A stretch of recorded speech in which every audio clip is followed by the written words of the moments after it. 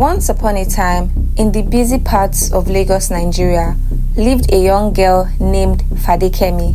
She was 25 years old, bright, hardworking, beautiful, and full of so much dreams. Fadaki came from a middle-class family. Her parents were very comfortable but not rich. Her father worked as a civil servant before he retired, while her mother was a very talented seamstress. They lived in a modest but warm home, and her younger brother Kola went to a very good school. Fadaki loved her family dearly and carried great pride in their simple life. She worked very hard, knowing every step forward for her would also lift her family. Fadaki worked at a large company in the city of Lagos. She was very good at her job, and soon her efforts were recognized. A promotion was coming, one that many people also wanted. But among those watching her closely were two of her closest colleagues, Tosin and Amaka. They ate with her, laughed with her, and called her friend. But beneath their smiles, a seed of jealousy had begun to grow. They felt they were better fitting for the promotion. When Fadaki received the news that she had been shortlisted for a promotion, she started jubilating and rushed home to inform her family members. Her father smiled and said, "My daughter, I am so proud of you." Her mother then added, "You've made us proud once again. Shine your light, my love, but please be wise. Not all who clap for you are happy for you." Fadaki laughed gently and said, "Mama, everyone in the company knows how hard I have worked for this.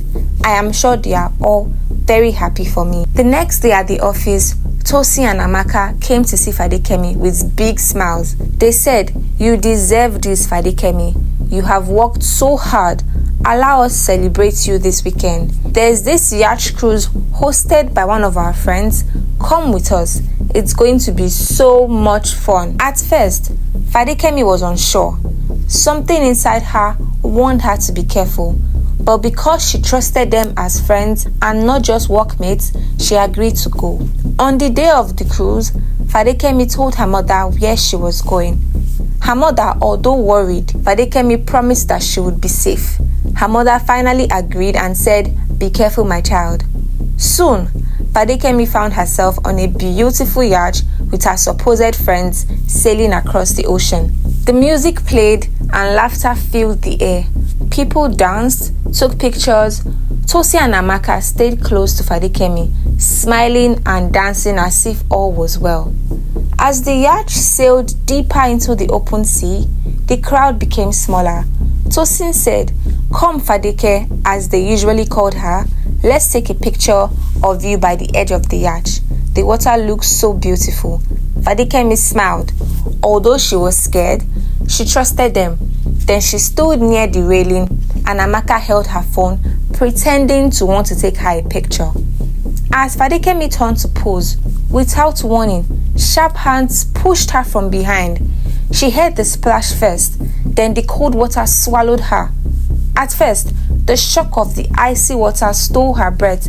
She gasped and kicked, struggling to rise to the surface, but unfortunately, she didn't know how to swim. While on the yacht, Tosin and Amaka were happy. They rejoiced that their plan had worked. They raised no alarm, but instead continued with their activities. Fadaki, on the other hand, was going through it. Her heart was racing so fast, panic filled her chest. She was so scared. "I'm going to die. I will not see my family again," she thought to herself. Every time her head managed to come up for a breath, salty water entered her mouth. She coughed and choked. Her legs kicked wildly, but the water pulled her down again and again. This continued for a while. Her body started getting tired. Her arms were weak and heavy. She gathered the last strength left in her to scream, "Please, somebody help me." At this time, the yacht was already far gone. It was just Fadaki alone in the deep blue sea. Fadaki kept on fighting with the waves, her heart still beating fast, but her body was giving up slowly. At this point, she already resigned to the fate of just dying, as there was no help forthcoming. Darkness began to creep in around her eyes. Then suddenly, from nowhere, she heard, "Ah, my child, hold on." A strong hand pulled her into a small boat. An old man, Mr. Joe, had sighted her struggling from afar and hurriedly came to save her. Through tears, Fadikemi whispered, "Thank you, thank you." Mr. Joe quickly took her to the shore and with the help of kind strangers, rushed her quickly to the hospital. And by the work of fate, the promotion meeting was scheduled for the next 2 days. Unknowing to Amaka and Tosin that Fadike survived, they pretended like as if everything was okay while at the office. Fadikemi stood tall as she walked majestically into the meeting room. The whole office was shook. They stared in amazement. Tosin and Amaka were pale with fear. They had already lied to the others, saying Amaka had fallen off the yacht and had drowned and now was dead. But yet she was standing alive and strong right in front of them. When the truth came out, many people turned their backs on Tosin and Amaka. Their shame was great and their wickedness exposed. In the end, they were both dismissed from their jobs and arrested. Fadikemi was finally given the promotion she duly deserved, but not only for her hard work, but also for her courage and strength. Her story inspired many people in the office and beyond. When she returned home to her family and narrated all that had happened, they rejoiced and hugged her so deeply.